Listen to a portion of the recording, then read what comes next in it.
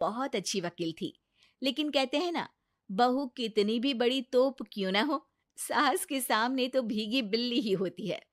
अरे जनक, क्या बात है। आज रोटी नहीं मिली अभी तक। ये तेरा कोर्ट नहीं है जो आज फैसला ना हुआ तो कल की तारीख मिल जाए। रोटी तो रोज वक्त में चाहिए। हाँ। माँ जी, रोटी तो कब की बन गई। मैंने आपको कहा तो खाना खाने के लिए, आपने शायद सुना नहीं होगा। ओहो हो, जज नहीं हूं मैं तेरे कोर्ट की, सास हूं सास। कोई दलील फालतू की मत देना यहाँ। बहुत जानती हूं मैं इन वकीलों को।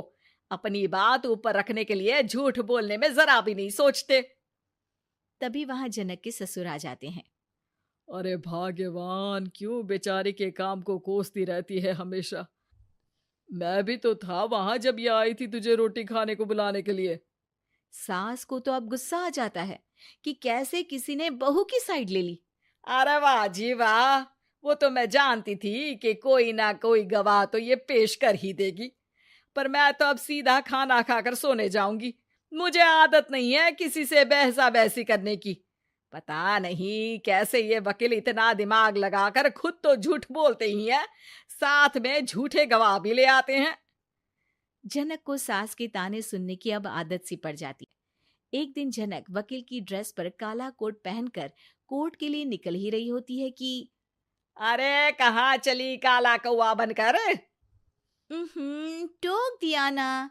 अब कोर्ट तो वकील वाली ड्रेस पहनकर ही जाऊंगी ना। वाह भाई वाह, दामिनी तो मैंने भी देखी है। सन्नी पाजी ने ऐसा ही कोट पहना था और कहा था कि तारीख पर तारीख, तारीख पर तारीख। मतलब कि कोई बात करनी है तो बोलिए, वरना वक्त नहीं है मेरे पास खराब करने के लिए। अरे पता नहीं तुझ में क्या देखा मेरे बेटे ने। सारा दिन वकीलों वाली बहस करती है, भोली भाली सास के साथ। अच्छा सुन, जो इतनी बहस मेरे आगे करती है ना, जरा अपने बॉस से कर ले, जो 1 साल भी ना हुए तेरी शादी को और काले कपड़े पहना दिए। अंदर जा और लाल कोट पहन कर आ। पता तो चले कि नई नवेली शादी हुई है। अरे माँ जी, कोर्ट में मेरा बॉस क्या करेगा? ये तो पूरे देश की ड्रेस है वकीलों के लिए। लेकिन सास तो ठहरी सास। अच्छा, तो कोई जरूरत नहीं है 2-4 साल कोर्ट जाने की।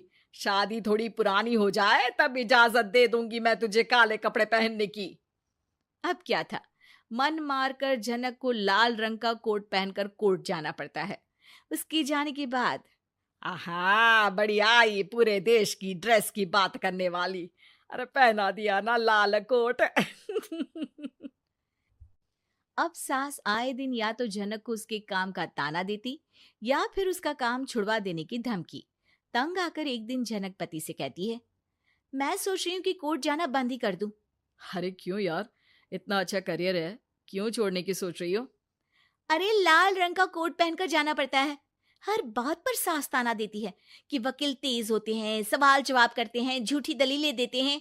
अरे तो ठीक है ना, वो जो कहती है अपनी समझ से कहती है, लेकिन तुमको तो पता है ना कि सच्चाई क्या है। जनक को पति की बात से हौसला मिलता है कि तभी घर पर कुछ लोग आ जाते हैं। अरे आइए आइए पंच साहब, कैसे आना हुआ? अरे भाई साहब, सुना है कि आपकी बहू वकील है।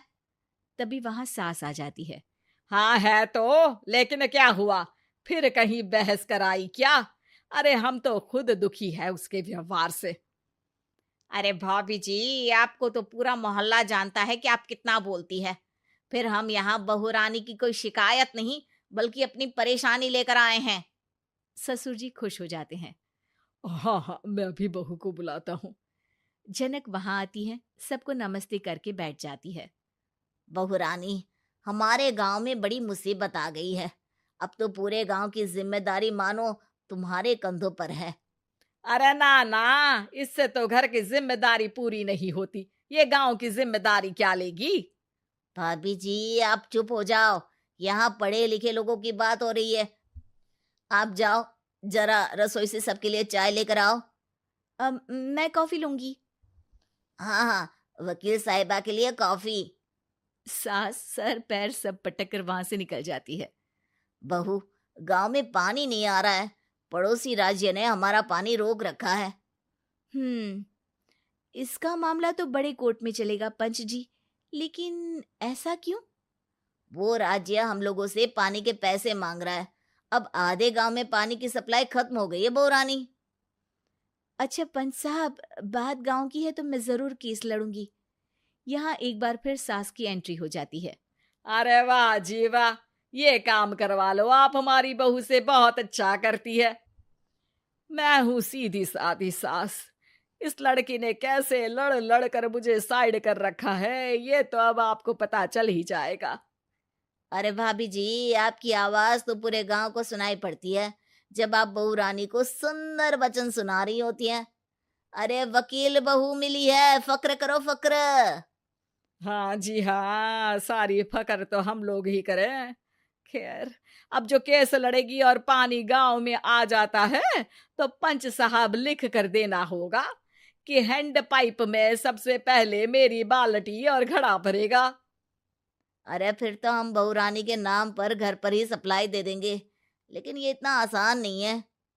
बहू, गांव के पास अभी वकील करने की भी पैसे नहीं है तो। अरे पंच साहब, ये मेरे गांव का मामला है, मैं आपसे एक भी पैसा नहीं लूंगी। सास को बहू की बात पर गुस्सा आ जाता है, लेकिन सबके जाने के बाद झनक मन लगाकर गांव की परेशानियों को दूर करने में लग जाती है। और वो दिन भी आता है कि झनक केस जीत जाती है। अरे आज तो प्लम्बर आकर घर तक पाइप लगा गया है। खुश हो जाओ, मेरे कारण तुम लोगों को घर के अंदर ही पानी मिल जाएगा।